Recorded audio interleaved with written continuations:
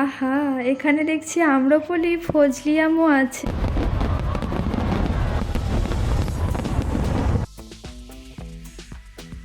Hello everyone, কেমন আছেন সবাই? দেশে বিদেশে উইথ সাউন্ড চ্যানেলে নতুন একটা ভিডিওতে আপনাদের সকলকে স্বাগত জানাই।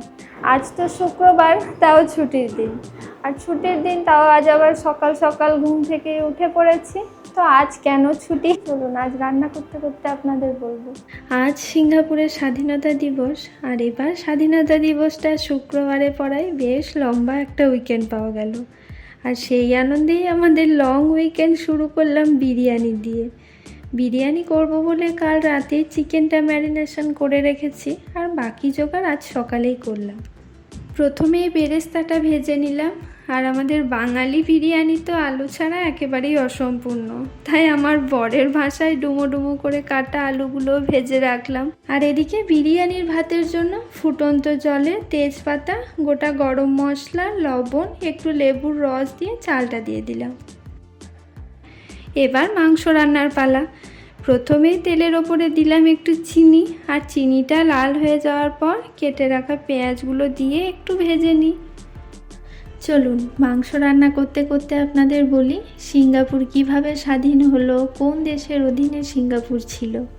আমাদের দেশে যেমন প্রায় 200 বছর ব্রিটিশ শাসন চলেছিল, সেই একই গল্প সিঙ্গাপুরের ক্ষেত্রেও। তবে সিঙ্গাপুরে শুধু ব্রিটিশ নয়, প্রথমে ব্রিটিশ, তারপর জাপান, শেষে মালয়েশিয়ার অধীনে বেশ কয়েক বছর থাকার পর অবশেষে 1965 সালে সিঙ্গাপুর স্বাধীন হয়। আর মজার ব্যাপার হলো আমাদের মতোই সিঙ্গাপুরের স্বাধীনতা দিবসও আগস্ট মাসেই, তবে আমাদের 15ই আগস্ট আর এদের 9ই আগস্ট। তবে একটা কথা বলতেই হয়, এই 59 বছরেই সিঙ্গাপুর উন্নতির যে চূড়ায় পৌঁছে গেছে তা তো সবার চোখে পড়েই। তবে শুধু যে আর্থিক দিক দিয়ে উন্নতি হয়েছে সেটা নয়, এখানকার মানুষের সুন্দর ব্যবহার, তাদের নিয়ম শৃঙ্খলা মেনে চলা, সেসবও শেখার মতোই। যাই হোক, এদিকে আমার মাংসটা রেডি, আর শেষে ছড়িয়ে দিলাম আমার বাড়িতে বানানো বিরিয়ানি মশলা। এই বিরিয়ানি মশলাতে আছে এলাচ, লবঙ্গ, দারচিনি, জায়ফল, জয়িত্রী, শাহি জিরা, সামরিচ, একটু শুকনো কড়াইতে ভেজে গুঁড়ো করা। সব শেষে এবার বিরিয়ানির লেয়ারটা করে ফেলি। মাংসগুলো অন্য একটা বাটিতে তুলে নিয়ে কড়াইতে তো একটু ঝোল রেখে দিয়েছিলাম, এবার ওর মধ্যে একটু গোলাপ জল, বিরিয়ানি মশলা আর বেরেস্তা দিয়ে অর্ধেক ভাত দিয়ে এবার তার উপরে আলুগুলো দিয়ে দিলাম। আপনারা হয়তো ভাবছেন বারবার গোলাপ জল দিচ্ছি, কেওড়া জল কোথায় গেল? আসলে কেওড়া জলটা শেষ হয়ে গেছে, আর আমাদের বাড়ির কাছাকাছি কোনো দোকানে পাইনি, তাই গোলাপ জলেই কাজ চালাচ্ছি।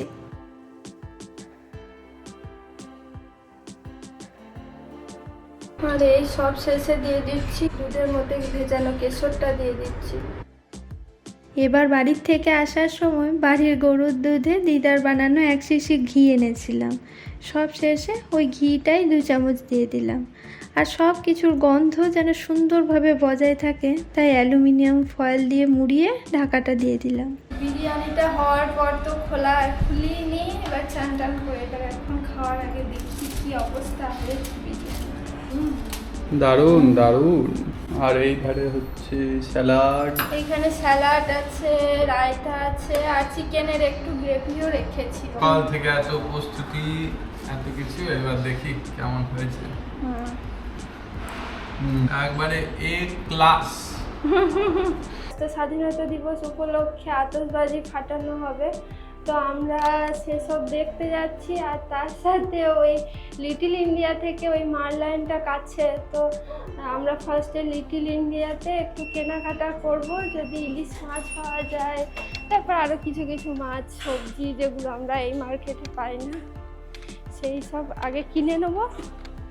এতক্ষণ থেকে তো রোদে একদম, গরমে একদম সেই চরম অবস্থা, আর এখন আবার দেখছি টিপটাপ বৃষ্টি শুরু হয়ে গেল। এখানকার সবাই আবার স্বাধীনতা দিবসের 1 সপ্তাহ আগের থেকে নিজেদের জানলায় জাতীয় পতাকা ঝুলিয়ে রাখে। বাস স্ট্যান্ডে চলে এসেছি, তো ওই যে দেখতে পাচ্ছি সিগন্যালের মধ্যে বাস আটকে আছে। তো আর এই যে এই সুন্দর টপটা এবার বাড়ি থেকে আসার সময় কিনে এনেছিলাম, ভালো লাগছে আমার। তো স্বাধীনতা দিবসের দিন উদ্বোধন হলো। বাসে চেপে পড়ে পড়েছি। আমাদের যেতে এখনো ঘন্টা দেড়েক লাগবে। আর বিল্ডিং এর নিচেগুলো দেখুন কি সুন্দর পতাকা দিয়ে সাজিয়েছে। ভিড় এড়ানোর জন্য আমরা দুপুর দুপুর লিটল ইন্ডিয়া চলে এলাম। তবে আজ ছুটির দিন, তাই এই ভর দুপুরেও মেলার মতো লোক।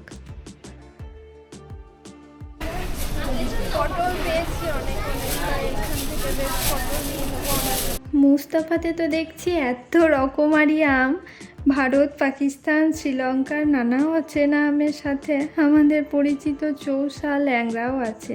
আর আমি তো অনেকগুলো আম নিয়ে নিয়েছি। মাখা খাওয়া তুমি খেতে পারবে না, আমি একা নিয়ে কি করবো, নাহলে খেতে ভালো লাগে। মৌসাম্বি লেবু তো ওই মানে এখানকার সব দোকানে পাওয়া যায় না, তাই ইন্ডিয়ান মৌসাম্বি লেবু। তো কাঁচা আম দেখি সব সময়, ছোট্ট ছোট্ট ভারতীয় কাঁচা আম। আর এইবার দেখাচ্ছি ভিয়েতনামের কাঁচা আম। আমের সাইজটা দেখুন। ও পেয়ারা খেতে খুব ভালোবাসে, আর এই পেয়ারাগুলো ভীষণ মিষ্টি হয়, তাই বেশ কয়েকটা নিয়ে নিলাম।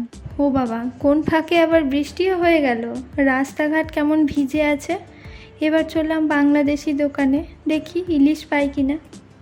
আহা, এখানে দেখছি আম্রপলি, ফজলি আমও আছে। আগে জানলে ওই আমগুলো একটু কম নিয়ে এখানে বেশি করে নিতাম। যাকে এসেছি যখন নিয়েই নি। এই যে আরো বিভিন্ন দামের আছে, এগুলো 22, এইটা 24, আর ওইগুলো 28। আম ইলিশ নিয়ে কেনাকাটার পালা মিটিয়ে এবার চললাম ম্যাকডোনাল্ডসে। আমাদের ম্যাকডোনাল্ডসের অর্ডার চলে এসেছে। এখন আর খাচ্ছি না, ওখানে গিয়ে আতশবাজি ফাটানো দেখতে দেখতে খাবো। সব কাজ মিটিয়ে এবার বাজি ফাটানো দেখতে চললাম। আর এই যে সামনের বাড়িগুলো, এগুলো সিঙ্গাপুরের পুরনো আমলের বাড়ি। এই লিটল ইন্ডিয়া চত্বরে এখনও এরকম বেশ কিছু বাড়ি দেখা যায়। কত দূর যাওয়া যেতে পারা যাবে তা তো জানো নাই। চলো, প্রচুর প্রচুর লোক। আর এই যে অনেক বিল্ডিং, তার উপরেও সিঙ্গাপুরে পতাকা লাগানো। তো আমরা চলে এসেছি। আগের বছরের মতো এবছর আমরা মাল লাইনে যেতে পারিনি, তার আগেই এত লোক হয়েছে, গেট বন্ধ হয়ে গেছে।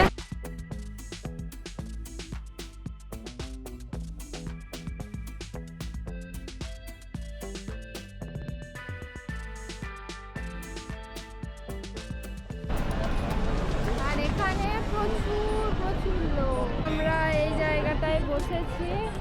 এই যে আমাদের খাবার, এই যে আমাদের ইলিশ।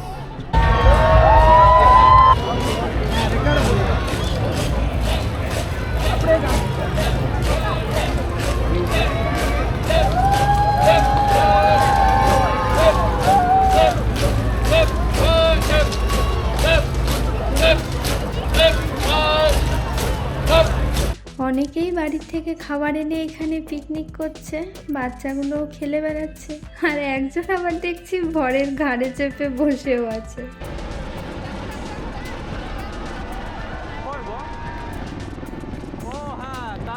সন্ধে সন্ধে তো লেগেই গেল। আর আমরা যে ম্যাকডোনাল্ডস থেকে কিনে এনেছিলাম সেটাও খেয়ে নিলাম। মাঝে মাঝে তো ওই যে দেখালাম হেলিকপ্টার, তারপরে যুদ্ধ বিমানগুলো আসছে, তারা বিভিন্নভাবে বেঁকে বেঁকে যাচ্ছে। এই যে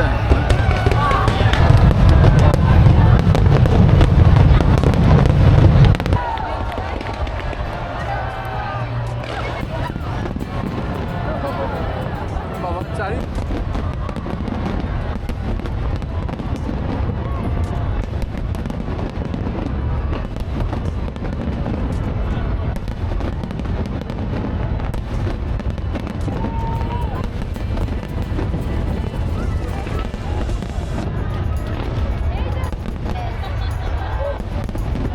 বলছি এই দিকটায় মেয়ে।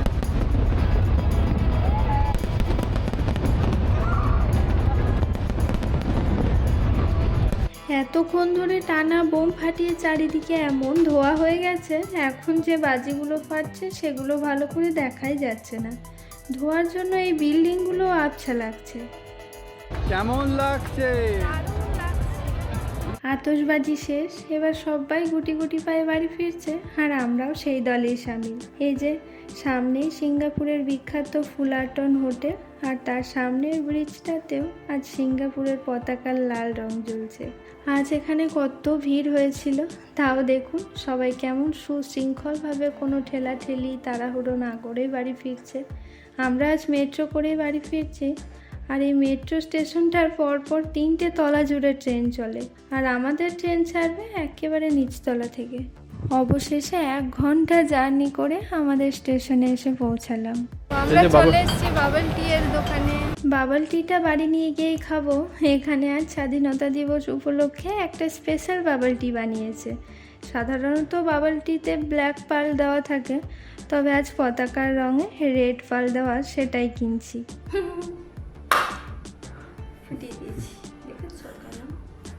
দেখি তো রেড বাবল টি কেমন খেতে।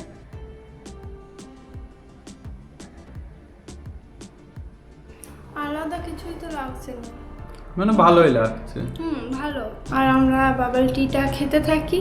আর আজকের মতো ভিডিওটা এখানেই শেষ করছি। আজকের ভিডিও আপনাদের কেমন লাগলো একটা কমেন্ট করে জানাবেন, আর ভিডিওটা ভালো লাগলে একটা লাইক করে চ্যানেলটাকে সাবস্ক্রাইব করে দেবেন। Bye bye.